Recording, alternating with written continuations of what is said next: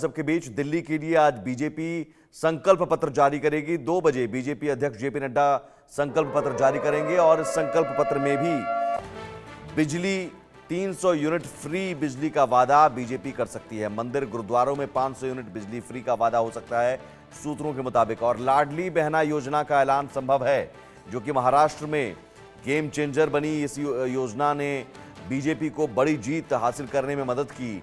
तो अब दिल्ली में भी लाडली बहन योजना कमोबेश अब इस तरह की योजना का ऐलान हर राज्य के चुनाव में, हर चुनाव में किया जा रहा है। मध्य प्रदेश में देखा आपने, मध्य प्रदेश में भी यही योजना जीत की एक बड़ी वजह बनी।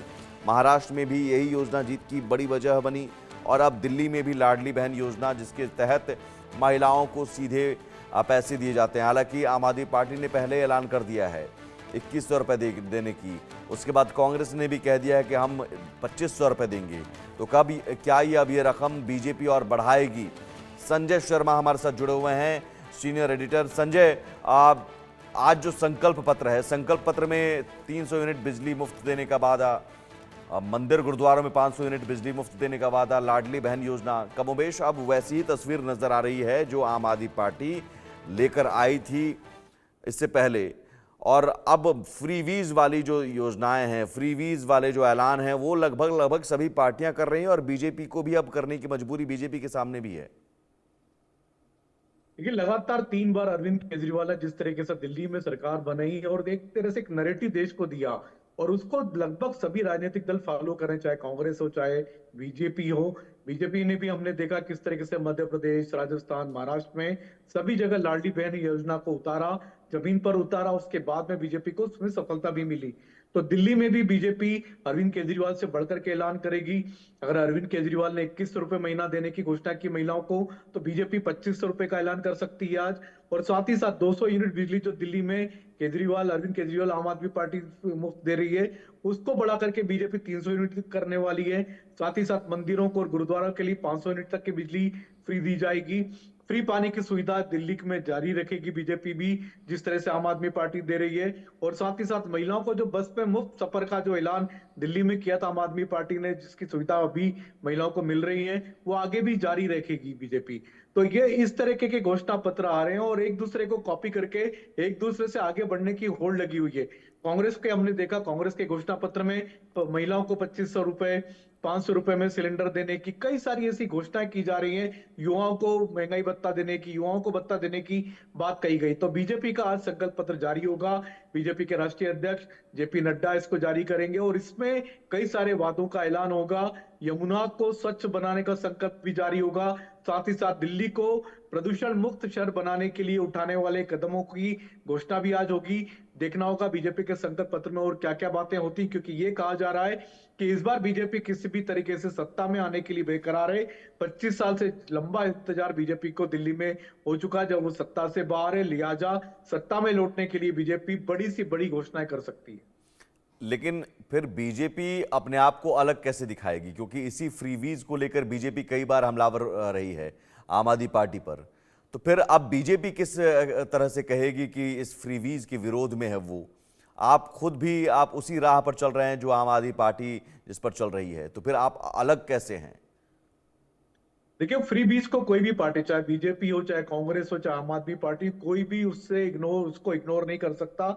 अब सभी को इसमें लागू करना पड़ रहा है। सभी को अपनी अपनी योजनाओं को जनता के बीच में ला करके देना पड़ रही है और जनता उसी पर वोट भी कर रही है। हमने देखा पैटर्न, मध्य प्रदेश में बीजेपी की हालत खस्ता थी। लाडली बहन योजना वहां पर जैसी लेके रखे आज शिवराज सिंह चौहान, बीजेपी की सरकार बनी और उसी एक योजना को गेम चेंजर माना गया।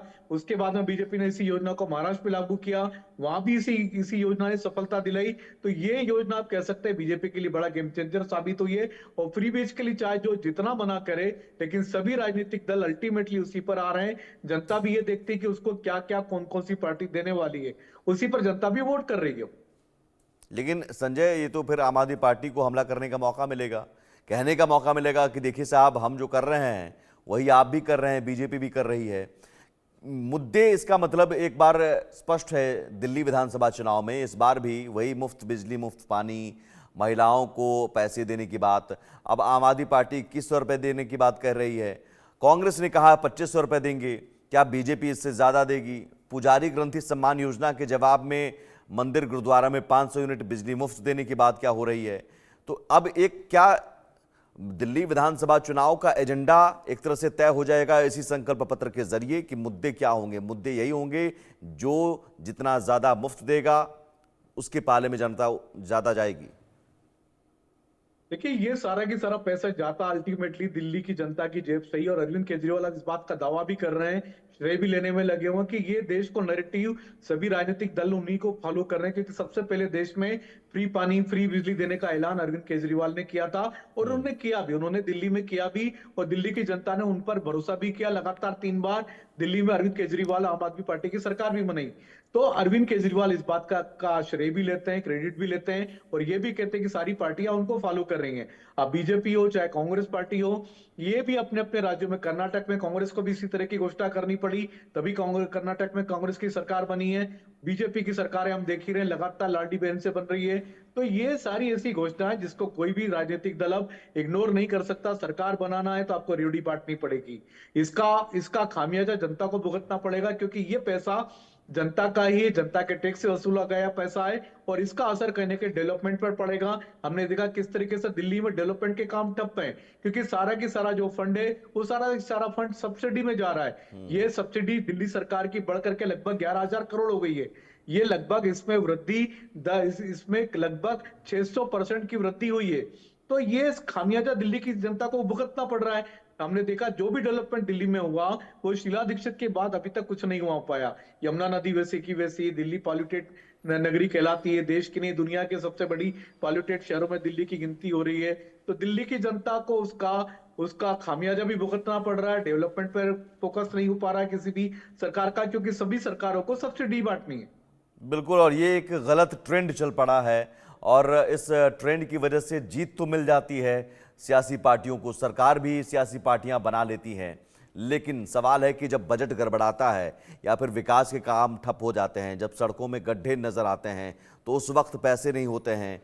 यमुना नदी के सफाई के तमाम वादे किए जाते हैं, लेकिन उन वादों को पूरा करने के लिए पैसे नहीं होते हैं।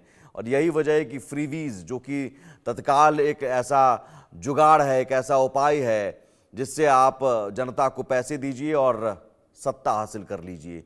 दिल्ली विधानसभा चुनाव में फिलहाल तीनों सियासी पार्टियों में यही होड़ है। बहुत शुक्रिया। देखना होगा संकल्प पत्र में और क्या कुछ नजर आता है। बहुत शुक्रिया आपका संजय, तमाम